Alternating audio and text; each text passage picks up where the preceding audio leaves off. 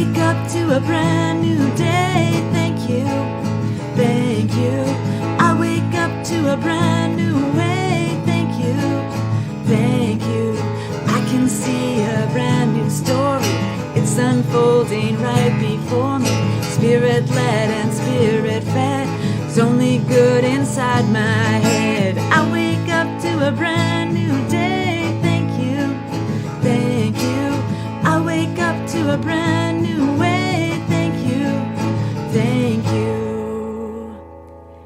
Radically Affirmative New Thought with Rev Steph on Wake Up, Say Thank You.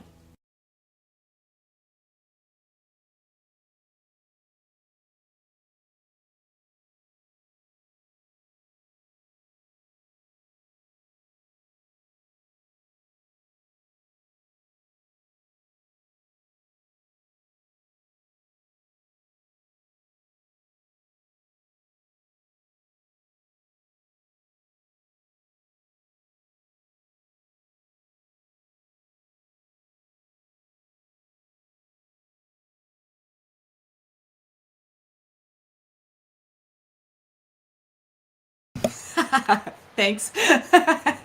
And this is, so that's all, you know what I just said. You could lip read. Good morning, good afternoon, good evening, right? You know what I said. So good morning, beloveds. Thanks for being here. This is the moment. This is the moment that Spirit is living and breathing and having its being. This is the moment that infinite intelligence has woven itself in and through and as, and this is the moment that would be impossible without you. So thank you so much for being here and shining your light into this experience and into this expression. I am so grateful that you are here. So grateful that you are here. So today is Freedom Friday, living in the freedom. Yeah, we are living in that freedom and we are free to change things up. So I'm super excited to welcome into the screen Missy Christensen. Hello, Missy. Missy is a licensed practitioner with the Center for Inspired Living on the island of Vancouver Island, right? And so she is trained in theater, and through her training in theater, she realized that she is called to growth and embodied learning. So to be playful and taking into that playful idea, into that physical expression, the expanding experience of magic. And so we've invited Missy onto today because it's a wake up and rant, And it's Freedom Friday, and we're going to be talking in a moment about some really awesome things. She came prepared. Do you see that? That's her love mug. She came prepared. So she's got lots of love to share with each and every one of you. And so let's see who's here in the house today. We've got Maureen. Good morning. Happy day of freedom and joy. Hallelujah. Yes, Tammy, happy Freedom Friday, beloved soul friends. She is saying hello to every single one of you. Good morning, Becky. Hello, beloved. Yes, we've got the you're muted and all of those. Yes, I'm sorry. Sometimes I click this button so that you can't hear all the clicks. And then I forget to click it back on. And that happens regularly. Oh, good morning, Nona. Hello. And we've got some beautiful beloveds here today. Look at everybody popping in. Good morning. Hello, Julianne. Hello, Val. Good morning. We've got our YouTube folks. We've got our Facebook folks. Good morning. Hi, Andy. And Tammy saying, hi, Missy. So excited to see you here. Yes, she's been hearing about it all week. Yes. So before we get into this beautiful rant, we're going to have some prayer. We're going to pray ourselves into this moment because we know that we come together, we're stronger together. And I always believe that a community that prays together stays together, right? So when we do this good work together, when we help each other on this path of spirituality and growth and evolution, we are just linking our arms and our hearts into this powerful place and presence. So we're going to start off with our prayer. our spiritual practice for freedom and this beautiful conversation to be enlightening and bold and empowering and inspired. And that way, those who can't stay for the whole hour, because we're going to just chat until we have nothing left to say, right, Missy? Or until an hour passes. One of the two, because we can talk for 3 hours, and we can. We have proved that. Absolutely. So let's come together and let's take this beautiful breath together. And just regulating our pace and recognizing that there is only one power, one presence, one divine infinite intelligence that moves and flows and has its being with the everything of life. I am that. I am the everything of life. Life is living and breathing and moving and having its being through the radiant I am that I am. And knowing in my deepest awareness that there is only one, I recognize and know that everyone who gathers with us in this moment is that same radiant I am that I am. There is nothing separate. There is not two things, one power, one infinite intelligence. And so this powerful place of knowing, I move out into my day feeling that energy, feeling that boldness, feeling that life living and breathing and having its being through the activity of that which I am. I am spirit unfolding in right action, in right harmony. And I am the voice of the beloved. And so I speak with goodness in my heart. I speak from a loving, powerful presence into all that I do. And I recognize in that love, in that joy, in that peace, that I am free. I am free to stay the same, and I am free to change my mind. I am free to remain exactly right here in this moment, and I am free to evolve, expand, and grow my consciousness. For I know that I am free at the very core of who I am. Freedom is the birthright of my living soul, and knowing that I am living and breathing spirit, I know that I am free. Free to experience this day, free to expand my consciousness, free to open my mind, and free to speak my truth. Trusting this is the goodness that is in my life that pours out and reflects, projects, and animates all of life that is this infinite intelligent mind of spirit, moving forward, engaging in this life. And I trust with absolute authority. I need do nothing more. I need be nothing more. With gratitude for this freedom that I feel rippling through me and rippling through my life, with gratitude for the loving presence that is in me and rippling through all of life.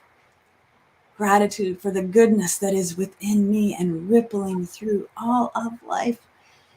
In gratitude and love and joy and peace and in power, I release this word knowing it is already perfect, whole, and complete, just as it is.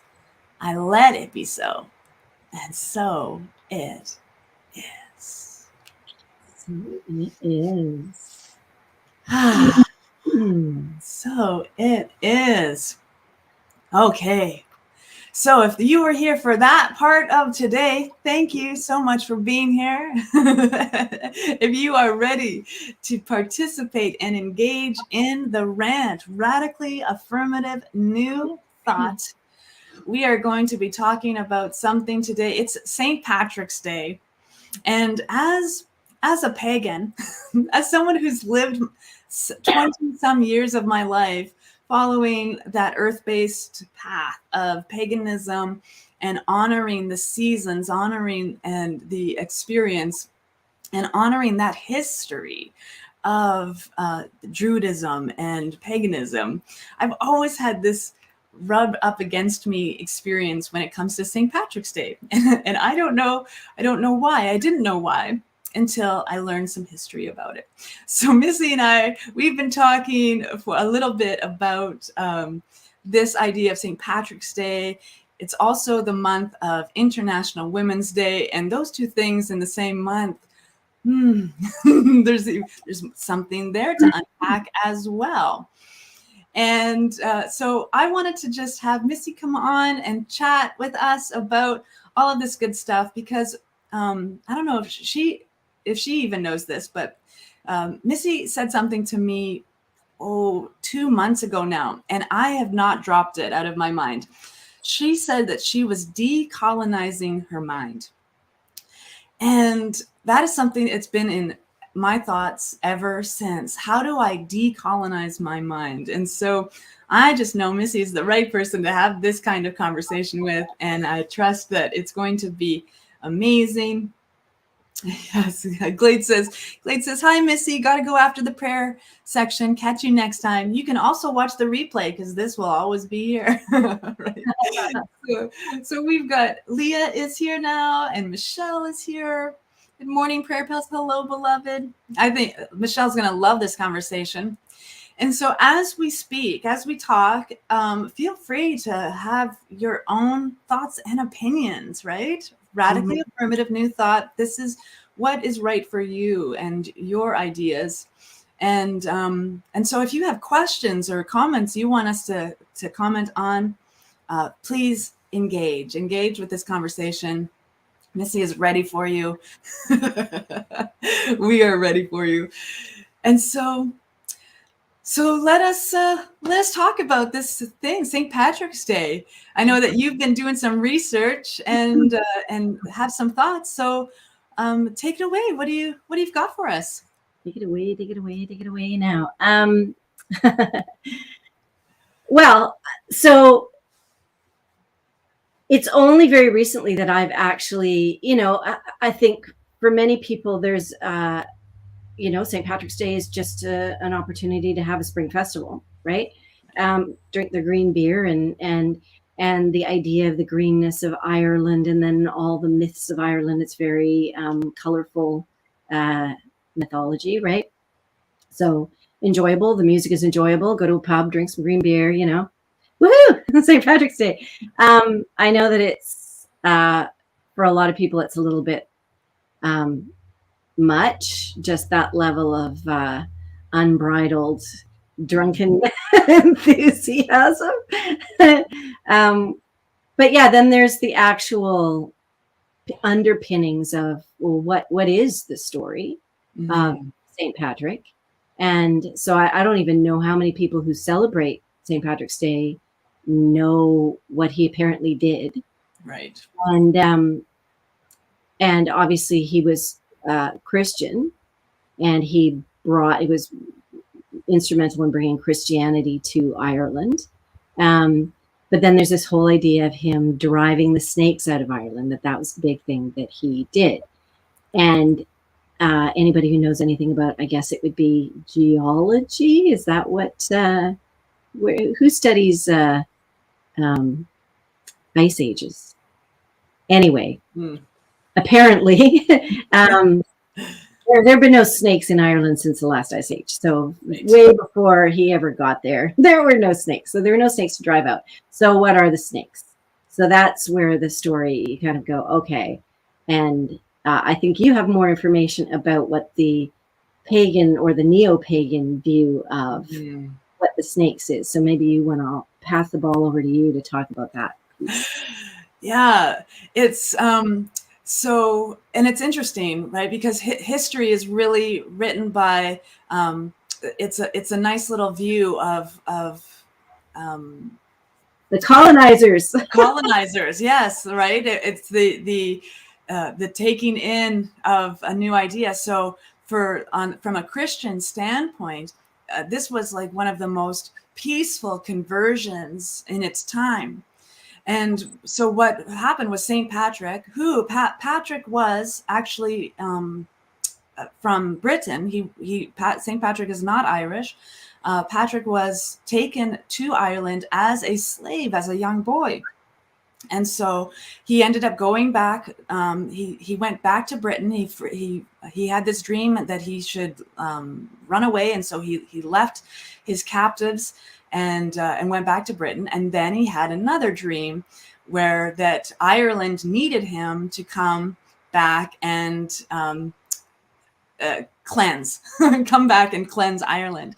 And so he went back to Ireland, and what he did, the reason it was the most peaceful conversion is because he incorporated pagan beliefs and ideals into Christianity. He said, see how similar these things are. Mm-hmm. And but he kept having dreams and visions. And so the removing of the snakes is the people that did not want to convert to Christianity were the Druids. And a lot of women were the practicing experience of Druidism and paganism rituals. And so those snakes aren't really snakes. These are people who were women that were not willing to convert to Christianity. He drove in, and there's some pretty bloody history of what was actually done. There's this one place in Ireland where it said that he drove out 12,000 snakes, and so you think if the number is real and the object isn't, maybe the number is not real either. But there is that experience that that women were actually driven out from. Right, because they were, it's sort of like the witch trials, although the witch trials came much later. Right. But yeah, so this idea, if we're looking at Christian mythology around snakes being the devil's influence, right? Yes. And so, and throughout so much of human history, certainly westernized colonizer history, there's an incredible power in the divine feminine. There's an incredible power, life-giving power in the female form. And so it was interesting because I did a women's International Women's Day group last week. And one of the things that we talked about there was that when women weren't allowed to vote, part of the reason was in some instances, well, there's more of them than there are us, and they don't know enough about war and politics to be given the vote. And it's like that might be great, because then they're not following that paradigm of power over. So through a lot of history, but there's been this thing of, well, let's suppress that life-giving power because it's threatening, right? Yes. And anything that appears to be too connected to the land, too connected to the natural cycles of life. And women are a symbol of that just because they have monthly cycles, right? And so that makes them a target for even just as symbols of that. So much in the same way as, during the Nazi regime, they talked about Jewish people as rats or cockroaches or whatever. The way that still today people dehumanize people, deplorables or whatever language you want that gets used in politics and whatever, in order to make some people other, in order to make them something that we can dehumanize. And so if you call the people that you don't want to have participating anymore snakes, then it allows the story in people's minds to expand to like, oh, well, maybe they're expendable. Maybe they're just pests that need to be eradicated. Well, and even the idea, like it's Christian conversion, and therefore the idea of the snake in the Christian Bible would be that, the snake drove Eve to wisdom and that kind of thing. I want to also make sure that, to just clear up, in Ireland, they do not celebrate St. Patrick's Day the way that North America celebrates St. Patrick's Day. In Ireland, it's actually more of a subdued, quiet, introspective experience, whereas so St. Patrick's Day, what we know over here on the west side of the world, is that in the 1700s, it was actually started in St. Augustine, Florida. A group of Irish soldiers or people, military people, were feeling homesick. And so they used the opportunity to recognize their homeland and began a parade. And so even the idea of what we celebrate today is so westernized, making it a big landish party, which is also detrimental to the stereotypes of Irish people. Absolutely. That's not what at all it would be. Yeah. It's funny. Have you ever heard that song? There's none so Scot as the Scots abroad. There's a place in our hearts for the old sod. But it's kind of that thing, right? It's like, yes, you leave home. And I remember my dad, he was from Denmark, and somehow my mother would try to make Danish meals for him, and like it was never the way his mother made it, because you remember it in this sort of mythologized way, right? Mm-hmm. Yeah. Yes. Yeah. Oh, Tammy's got something new. I have read some interesting things about this. Firstly, that the Catholic Church's conversion of Ireland was one of the most peaceful. However, on the other side is that the war was with women, which tends to not to show up in the history books. Exactly. Yes. Yes. So that's huge. So that was a part. So as we were talking about this whole pagan thing, I don't like to take anything on face value. And I know quite often, my experience anyway, is that people like a dramatic story, right? Mm-hmm. And so the more dramatic and oppressed and whatever the story may be, the more it's sort of like, oh, I'm going to go towards that story. So I resist that. Mm-hmm. And I go, okay, well, I'm going to try and get more information so that I'm coming at it more from the subdued rather than the like raw place, right? Because also because from a new thought perspective, the practice is I'm for something and against nothing, right? Mm-hmm. Yes. And so much of what I find is up in the world right now is this us and them thing. And that becomes the organizing principle. We are together against this. We are together against them, and that just creates more otherness and takes away from oneness, and certainly takes away from one love awakening. That's for sure. Right. And so I resist anything that feels like lighting fires of otherness. You know what I mean? Yes. So, so then I started kind of researching. And as you say, the history books are written by the people who retained the power, however they retained it, whether by force or whatever. And I learned a couple of things. So one thing is that St. Patrick was never actually canonized. So he's not a saint, say.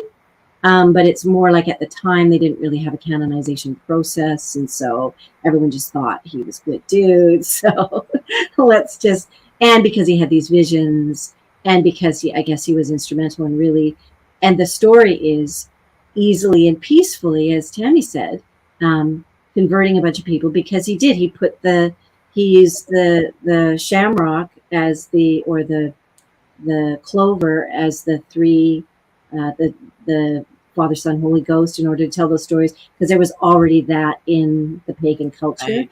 They were already looking, they had three gods in threes and that sort of thing.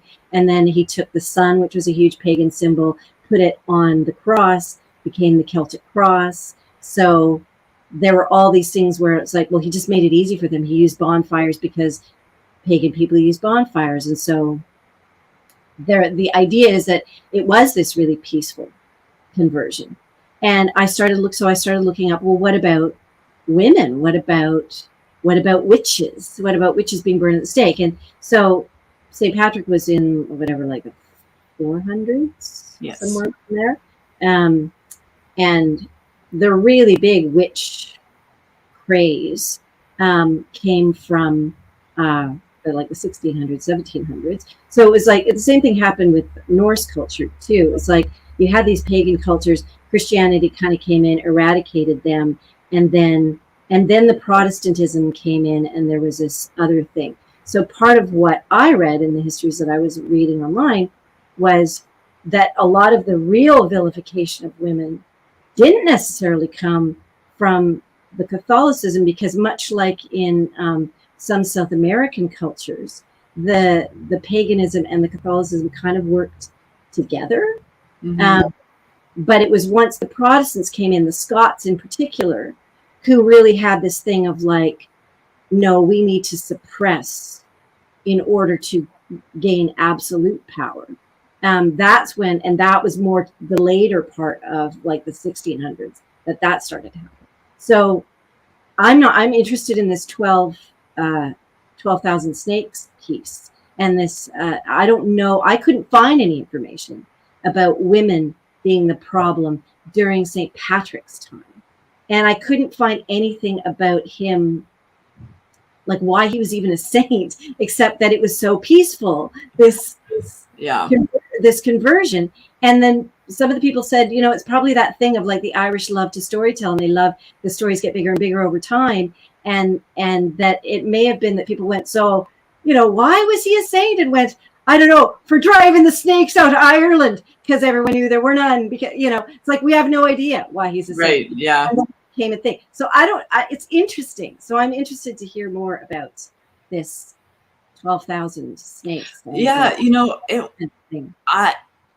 the things that I learned, and it's interesting too, because I was having this kind of a similar conversation with Tammy this morning. It's that I learned these things from a pagan perspective like 20 years ago.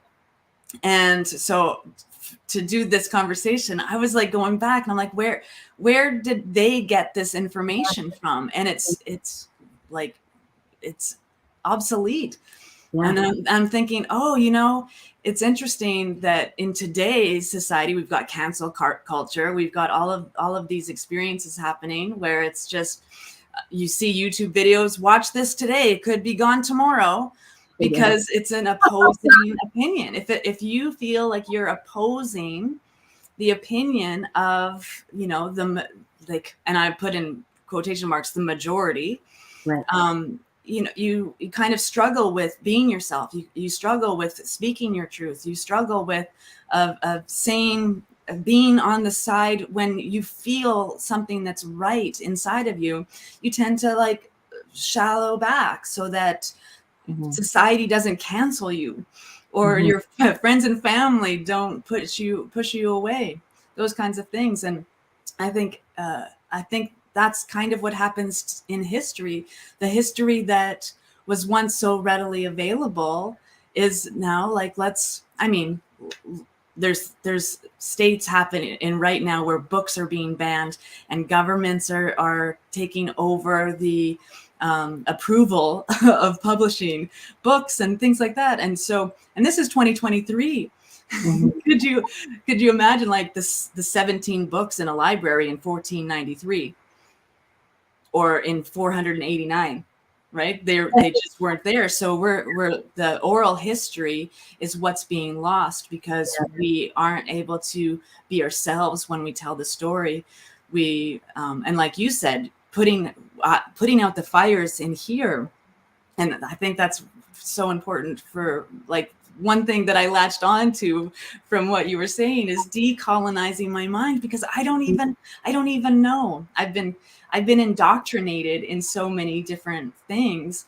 How do I know what is truth unless it's not a physical experience with this tuning fork of, oh, that feels right, that feels good, that feels free, that feels loving, or oh my God, that doesn't feel good, that feels restrictive, or you know, things like that.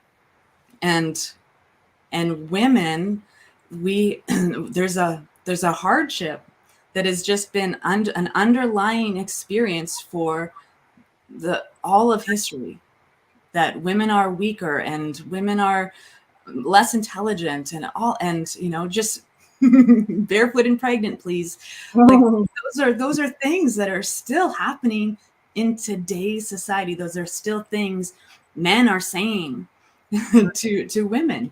Oh, and women are saying to women, like, it's, again, colonized brains. It doesn't divide itself by gender. Like, once we've drunk the Kool-Aid, it doesn't matter who we are.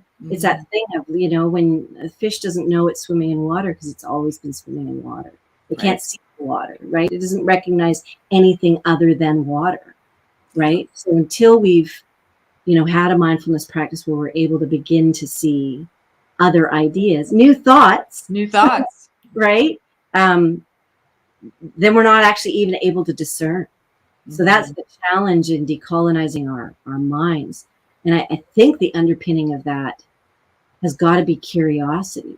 But quite often, when there has been a level of oppression present, the pendulum needs to swing way over into cancel culture or whatever for a bit, in order to cut, in order for people to go, am I being heard? Am I being heard? Like, way over here, like, shut up. It's my time, in order for it to kind of come back to a place of, okay, how are we going to move forward from this? But we need to sit in our wounds first and see them and own them and forgive them and nurture them and whatever for a second. But we don't want to stay there, right? Yeah. I love, Tammy just posted this, just as you were saying, stay curious. The overall message for me is to hold lightly the history that I have learned and to find my own meaning in the life that unfolds before me. When I remain curious about why I believe what I believe, I have the opportunity to bend and move when I learn more. Absolutely. Yes. And I think that's what is so important about New Thought and the New Thought movement, and that we are thinking new thoughts, that we're using an ancient teaching to understand our oneness, our wholeness, and to engage in spiritual practice and spiritual identity. But the New Thought expression is that we need to be thinking. We need to actually be using our minds to be mindful and to shift our ideas and question even what it is we're thinking, because we have been indoctrinated into a historical imprint. And so why am I thinking this? What if I wasn't that? If I wasn't thinking that, what could I think instead? Yeah. That's Brene Brown, or not Brene Brown. What's her name? Byron Katie's work. Right? So you have a thought surface, and if it's a comfortable thought, you just keep rolling with that thought, right? You're not even going to notice. It's the discomfort, and we tend to go, oh, discomfort. That means this story must be true. That means that there's something bad. There has to be a victim. There has to be a villain. There has to be a hero. We're in that triangle, right? And then nobody's allowed to play any other roles, and there's no room for curiosity in that, right? Whereas if we can get to that place of noticing and then allow that those uncomfortable feelings that surface are not indications of wrongness, because there's nothing wrong. There's only what is so in the story we tell about it, right? And so we notice, and then we ask the questions. Is it true, right? This is the Byron Katie with the work, right? Yeah. Is it true? Is it true in all circumstances? Is the opposite of that story also true? Has it ever been the opposite of it being true? Who would I be without that story? So then we can get into an inquiry that allows us to decolonize whatever the stories we've been given, or whatever the old, like, DNA trauma wounds or whatever it may be that we're bringing with us, like the race consciousness that we're bringing with us. And by that I mean obviously human race, not a particular color of person or whatever, right? Then I can start to look at that and go, okay, and what is for me in that? And so there's something for me to learn, and my discomfort is saying, notice. And then I get to figure out what the new thought will be and what the new story will be. So I can look back at, what happened in Ireland or whatever, and the stories of the pagan suppression, particularly women and all that. And I can go, okay, I can be angry about it forever long. I need to be angry about it in order for it to move through me, because I don't want to suppress it, right? Yeah. And then I want to ask myself, and So I am seeing this now. My eyes are clear. And now, how do I move forward? What is the good that I now go towards, right? Right. Yeah. And I liked in our conversation earlier this week, you were talking about the work you did for the International Women's Day, and talking about the moon cycles, and talking about the little things that we can do to activate even the idea of feminism, or the right action. And do you want to share a little bit about the work? So, well, one of the questions we just asked, we went through a ceremony where we just blessed all the parts of ourselves, because I think why I feel like this practice and why I think new thought is so important is because it's a practice that allows us to become present. And this idea of, like people worry about meditation, that, oh, I have to clear my mind. No, you just have to notice. And then you decide if your mind is a river of little leaves floating by, you can decide which leaves you want to go grab, right? Or I remember somebody saying at one point, they were talking, it was in a Buddhist temple, and they were talking about meditation. And they said, imagine that you've got a lap full of puppies. And at first, you've never had a puppy before, and you're really worried. Like, the puppies are crawling out of your lap, and you're like, you're chasing all the puppies. Oh my God, they're going to get rid of my car or whatever. And then at some point, you realize, no, the puppies are just exploring. The room's closed. It's good. The puppies will come back and sit in my lap when they need to come back. And your thoughts can be like that, right? They're just puppies. Some of them you want to embrace. Some of them want to go off on their own, but you don't need to chase them. Because the ones that are ready will come back when the time is right, and you'll love them in the way that you love them when they come back. For me, that was like this great thought. And so it was like, okay, so let's look at, even just in terms of the stories that we're given every day by the media about not enoughness and about separateness, right? And as women, there's this great video of Cynthia Nixon doing this thing going, be a lady, they say. Do this and do that, and do this and do that, and they're all opposite. It's like, what does it even mean? Be a lady. What does it even mean? There's so many ideas, and so that's what we're constantly with that, right? Like, oh, you're not skinny enough. Oh, you need to eat more. Oh, you smell bad, or you've got too much hair on your body, or blah blah blah, right? All these things of enoughness, wrongness. So we went through a ritual first of just blessing each of the pieces of our body, and actually asking those pieces of our body, like touching them, but asking them first if they want to be touched, because that's the thing that happens, is so often we are touched in ways that we don't want to be, and even then by ourselves, because we learn it.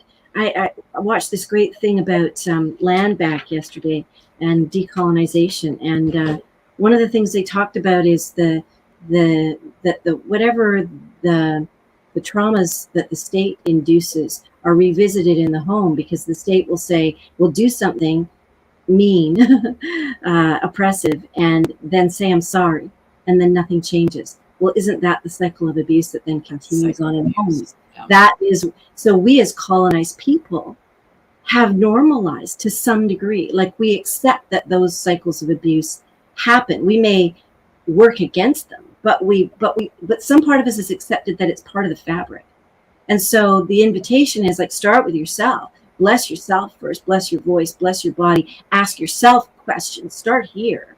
And then how can you begin to then take that self-awareness and that self-love into how you're showing up in your business, into whatever. So one of the things that, some of the women said was, well, I'm trying to actually work towards the seasons. So going back to a pagan idea, winter is a time when there is less light, when there is this desire to cocoon, and yet we keep pushing through, like, oh, gotta get my sales numbers up or whatever, right?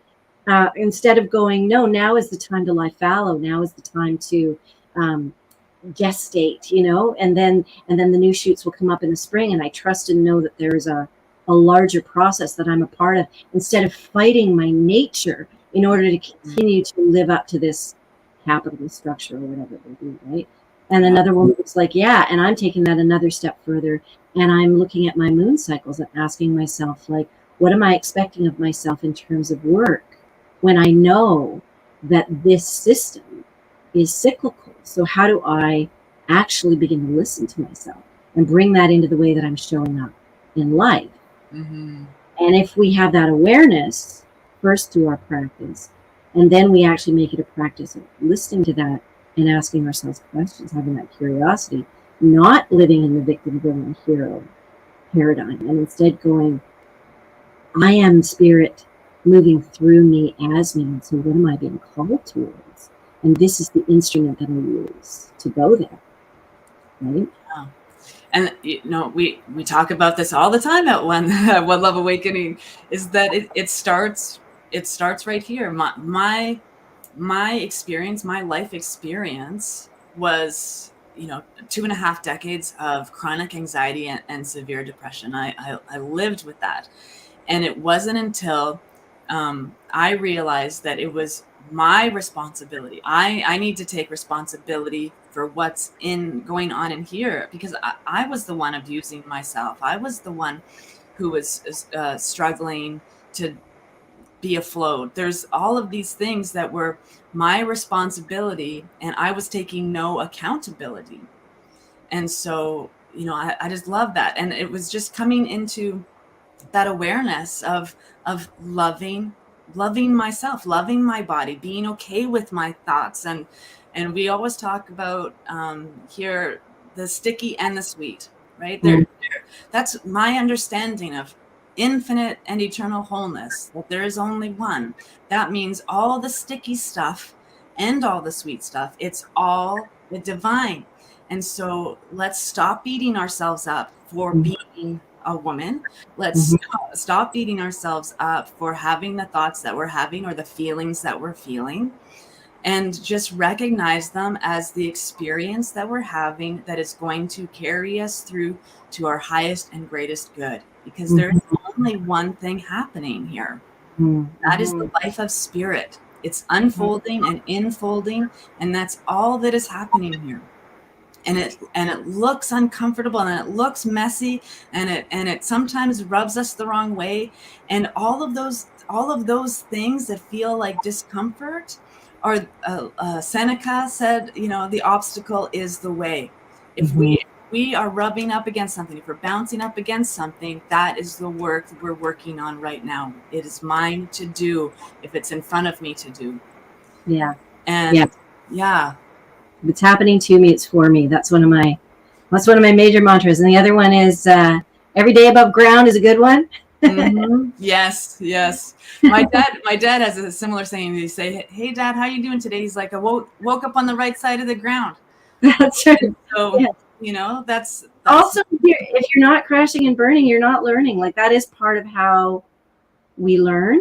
Maybe one day when we're all ascended, beings, we will be able to just learn through joy and whatever. But right now, a huge part of our evolution in these meat suits that we're living in the moment has been fear-based, right? And so, that is the immediate thing that keeps us safe. And so, we can welcome the fear when it shows up, because it's telling us there's a story that we're not safe. So then we can take a breath and go, is that an old story of not safe that my body remembers?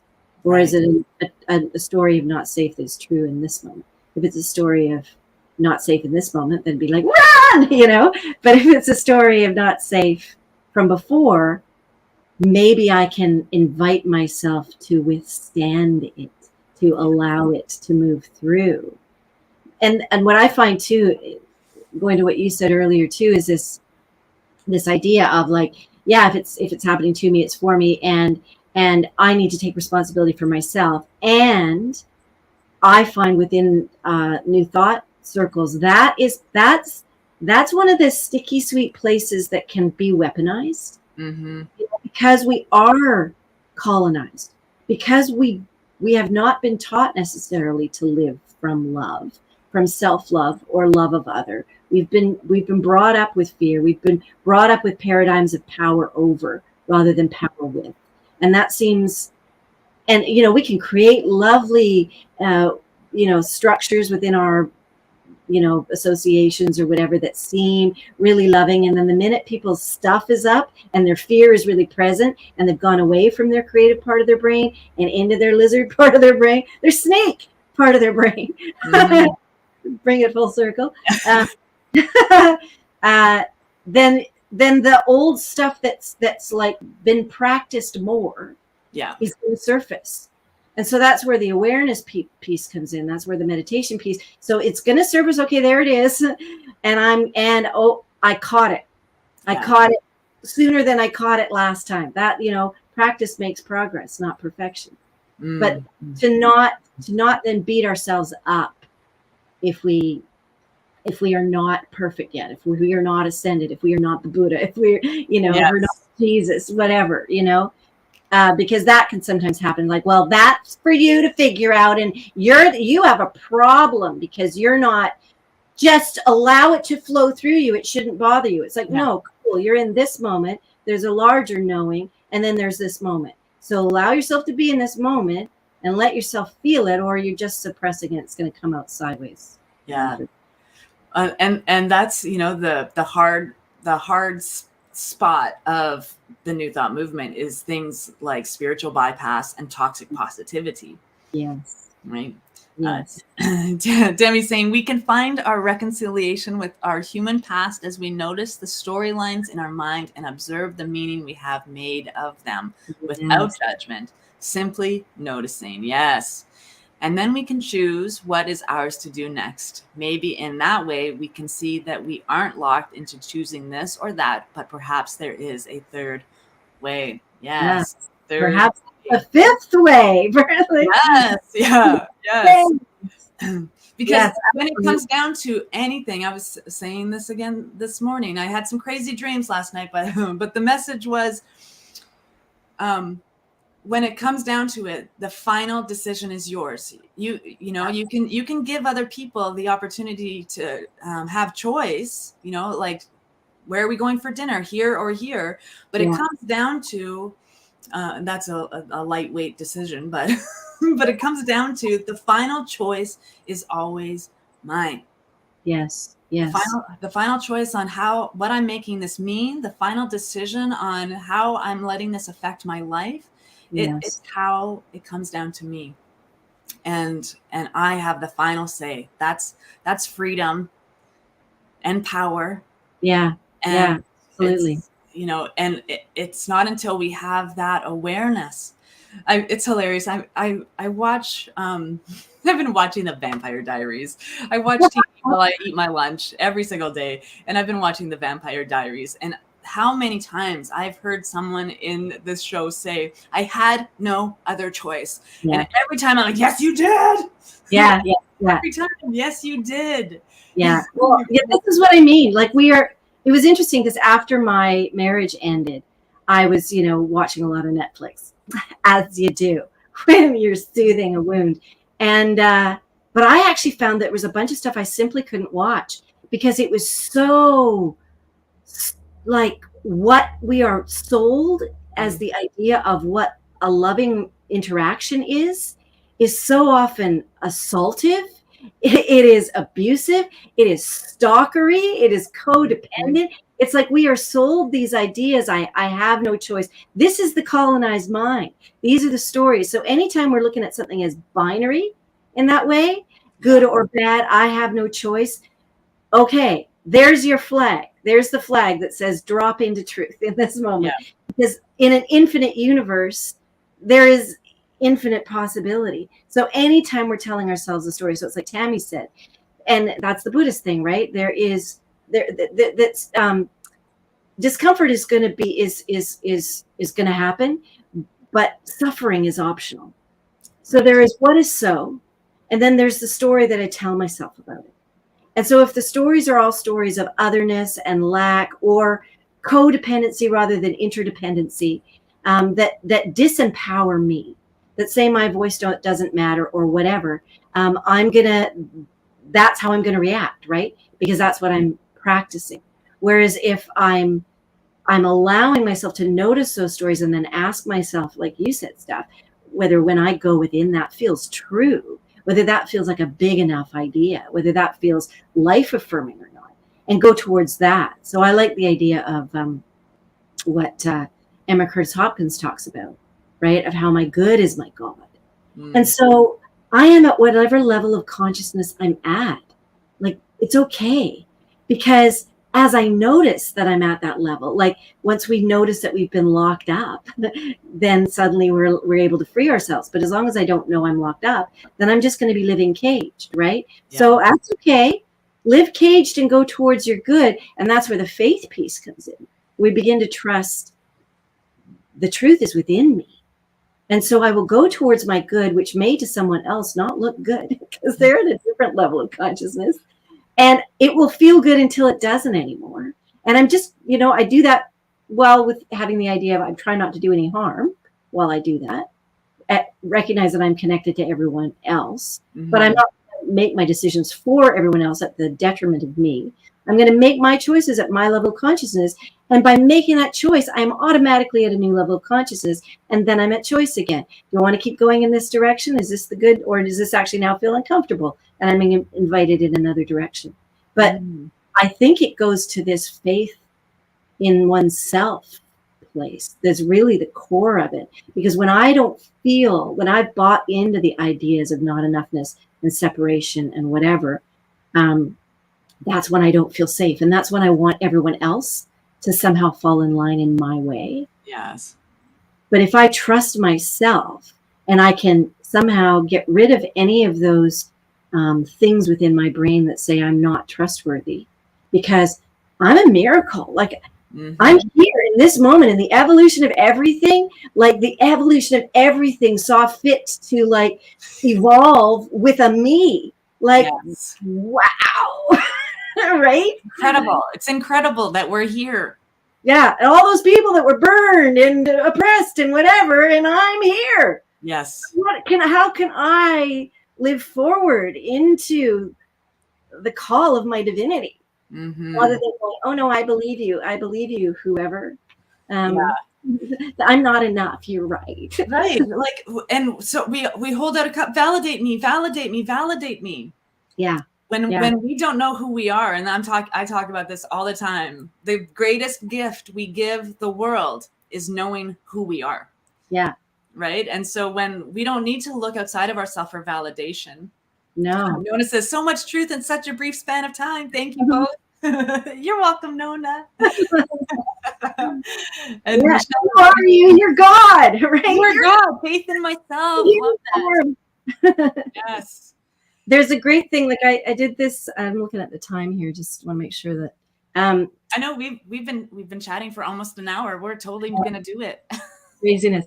There's so I recently certified as an embodied coach and so do life coaching, but with this idea that sometimes it can be hard when we're so colonized to have our body and our mind talk to each other.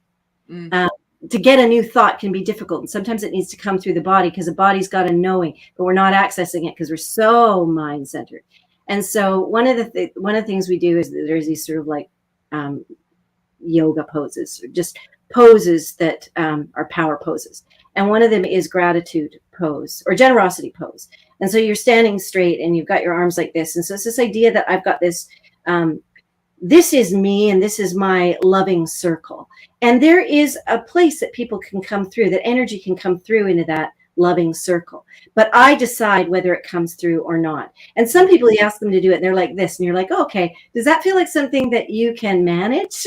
Maybe you want to, or are you more inclined to sort of do this? So that'll just how you naturally want to do it will suggest something about how you're showing up, just what your physical body might know.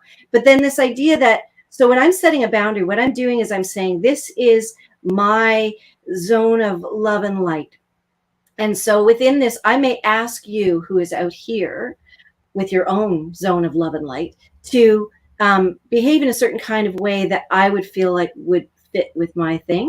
Right. I have no control over what you do and what your path is, but I do have control over whether I do this or not. Right. Right. And so when I set a boundary, it's not about anybody else. It's about me. Yes. So I need to have enough faith in myself and my divinity and the evolution of everything happening through me as me to go, I am allowed to have this. And the boundary is about me going, this is what I want in my zone of awesomeness. This is my zone of genius. This is my zone of love. And I will invite you to behave in whatever way, but it's not about what you do. It's about how I respond if you don't do it. Yes. So it's all about me. It has nothing to do with you. You go off and travel your road. It has nothing to do with me. No, it's all about me. Yeah, right? It's all about me. Yes. It's all about me as the individual drop that helps to make up the ocean of everything. So, right, we know that every drop in the ocean has all the properties of ocean, but it's going to be interacting in different ways, right? Yes. And it's the same thing. I say all the time that I can be unconditionally loving and not be a doormat for other people's bad behavior. Which isn't loving, right? It's not loving to be a doormat. It's not loving to do that to the world. It's not loving to let them continue in that behavior unchecked. It's not loving for you to crush your power by allowing someone else's dysfunction. Yeah. To, you know, like, and it's lying. You're lying. Yeah. Because you're going, oh, that's fine. It's not fine. It's not fine. Yeah. Don't wipe your feet on me. It's not fine for you. Yeah. So I know what is so for me. My good is my God, and your good is your God. And sometimes we walk together and sometimes we don't. And sometimes we butt up against each other, and that makes us move in other directions. And it's all unfolding in perfection. Yeah. That's how the universe was created. Things bumping up against each other until they found their right and perfect space in the solar system. And then everything just started circulating in perfection so that the earth could have the exact gravitational pull necessary for us to have life. Chaos first. Yeah. And then conscious life. So that's a beautiful thing. So we have talked for 57 minutes. I knew we could do it. And I hope everyone who's stuck with us, there's been about 10 people who watched the whole thing. Yay. And a few people who have come in and went, what? No. And a few people who were like, right off the hop, no, I'm, and so many beautiful souls sticking with this idea. Oh, Facebook user said, great point about the old fears and indoctrinations can reemerge in a snap. Yes. And that's the beautiful thing about awareness. Growing our awareness and growing our conscious mind allows us to hit that beautiful cancel button, right? I'm always saying, Control, Alt, delete that thought. I don't need that thought. I get to shift and change my mind because I'm free to do that. I have the power and the presence and the love to get that done. So thank you so much, Missy, for coming on my very first rant. I'm so excited. And if you're up for it, we could do this more often. That would be so fun to have you back. And so maybe in our last minute, we have, how do people connect with you? You have a program that goes out once a week called Ask the Practitioner. How do people get into your life and into your stuff? I am a practitioner at the Center for Inspired Living, Campbell River. So www.thecentercr.org.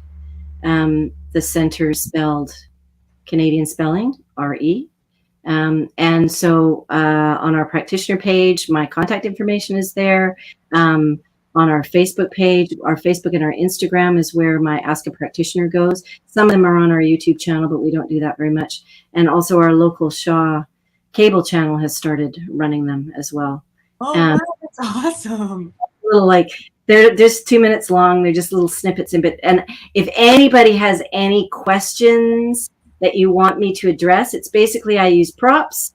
I sing a stupid song at the beginning, and then I try to invite in a playful way some useful information based around the search for truth in whatever situations people may have. So it's kind of like Dear Abby video style, like a kind of thing. And also the newsletter, a written version of it, very short written version, and links to the online versions are in our newsletter. And if you go to our website, all that stuff is there. I also run a spirit circle every Sunday morning. And so there's a bunch of stuff that happens. Yes. So if you have liked what Missy has said, check her out and see other ways you can be involved in seeking truth. Right. I love that you just said that. Seekers of truth. That's what. Oh, I love hanging out with seekers of truth. Yeah. Right? So thank you so much for coming on, and we would love to have you on again for sure. And we are gonna conclude. I'm so grateful for everyone who watched and will watch. If you're watching on the replay, we'd love to know. Hit that hashtag replay button. Make sure you're loving up this experience and letting us know that we should do more of these kinds of conversations. If, like Missy said, if you have a topic you want covered on the rant, we would love to know about that as well. So until we get to see you again, love you, bless you, have a beautiful and wonderful day being exactly who you are called to be. And remember to share the prayer and the rant and shine your light. Peace. Thank you.